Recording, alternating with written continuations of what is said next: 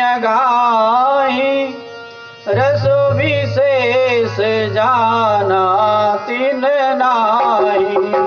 राम कथा जे सुनत अघाही। गाइए दोनों हाथों में ताली बजाओ। विशेष जाना तिन नाही। राम कथा जे सुनत अघाही। राम कथा जे सुनत अघाही। रस विशेष जाना तिन नाही।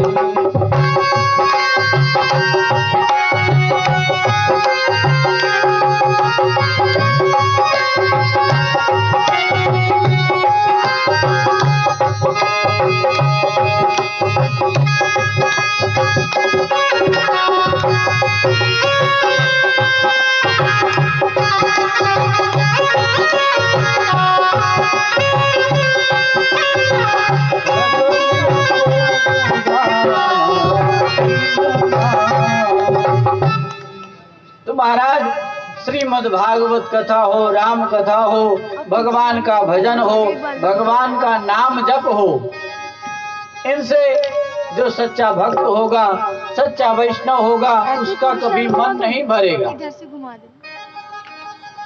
और कहा गया है कि 3 चीजों से कभी संतुष्ट नहीं होना चाहिए।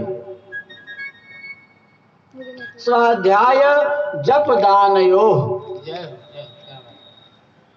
आध्यात्म ज्ञान का स्वाध्याय, भागवत का स्वाध्याय, रामायण का स्वाध्याय, जितना हो सके जिंदगी भर भगवान का स्वाध्याय करना चाहिए, भगवान का ध्यान करना चाहिए। इससे कभी हमको संतुष्टि नहीं होनी चाहिए। और दूसरा है भगवान का जप, स्वाध्याय जप, भगवान का जप। आज हमने 2 मालाएं कर ली हैं, आज के लिए बहुत है, आज का तो पाप कट ही गया होगा। ऐसा नहीं है, प्रतिक्षण कोई भी सांस हमारी खाली नहीं जानी चाहिए।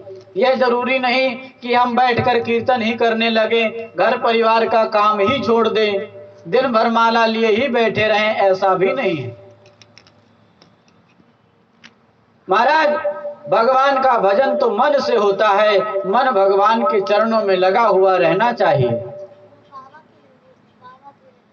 स्वाध्याय जप दान योग। और दान में कभी संतुष्टि नहीं होना चाहिए। भगवान ने जिस लायक, जिस सामर्थ्य का हमें बनाया है, हमें अपने स्थिति के हिसाब से दान करना चाहिए, जो दान का पात्र हो। और 3 चीजों से हमेशा संतुष्ट रहना चाहिए। कौन कौन सी?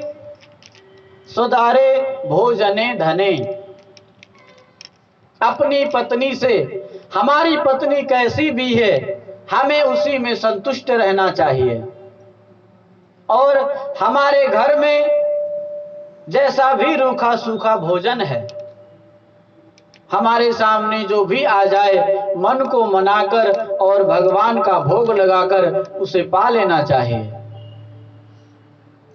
और धन, हमने जिस लायक कर्म किए हैं, भगवान हमें उसी प्रकार का धन देंगे, तो अपने धन को देखते हुए उसी में संतुष्ट रहना चाहिए। अगर हम बगल वाले को देखकर चलेंगे तो हमें हमेशा कष्ट ही प्राप्त होता रहेगा। इसलिए इन 3 चीजों से हमेशा संतुष्ट रहना चाहिए। सदारे भोजने धने।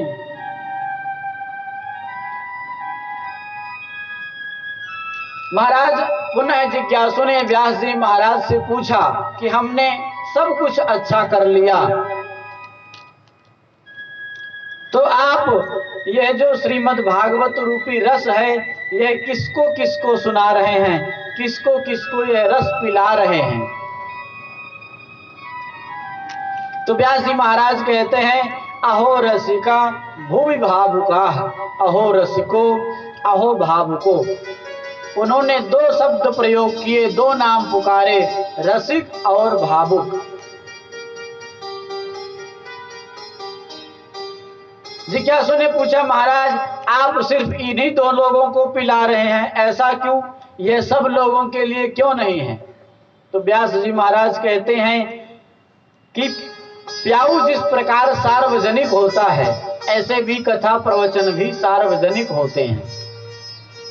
लेकिन ये दो नाम मैंने इसलिए लिए हैं क्योंकि जो रसिक हैं और जो भावुक हैं, उन्हीं को यह ज्यादा पसंद आती है। क्योंकि महाराज एक जगह प्याऊ लगा हुआ था, सार्वजनिक प्याऊ था, तो वह भक्त सभी को बुला रहे थे बार बार, आइए महाराज पानी पी लीजिए। एक बाबूजी निकल रहे थे, कह रहे हैं आइए बाबूजी पानी पी लीजिए, पानी पीकर जाइए, बहुत ही मीठा मीठा पानी है। तो बाबूजी जरा ठहरे और उनसे प्रश्न करने लगे, यह पानी कहाँ से भरा है? नल से, कुएं से, तालाब से, आरओ से, फिल्टर का, कहाँ का पानी है ये? महाराज अभी तक उन्होंने पानी छुआ भी नहीं है, अभी तक उन्होंने पानी छुआ भी नहीं है और 50 प्रश्न कर डाले। क्यों किए उन्होंने प्रश्न? क्योंकि अभी उनको प्यास नहीं है, और कहीं रेगिस्तान में फंस गए होते, मुंह सूख रहा होता, गला रुंध गया होता, प्यास के मारे प्राण निकलने ही वाले होते, उस समय कोई पानी का शब्द नाम ले लेता तो वह यह नहीं पूछते कि लोटा धुल के भरा है, कहां से लाया है, कुएं से लाया है, नल से लाया है। उस समय तो उन्हें सिर्फ और सिर्फ पानी दिखेगा। तो पानी का महत्व प्यासा ही समझ सकता है। इस प्रकार श्रीमद् भागवत कथा का महत्व जो रसिक है और भावुक है, सिर्फ वही लोग ही समझ सकते हैं।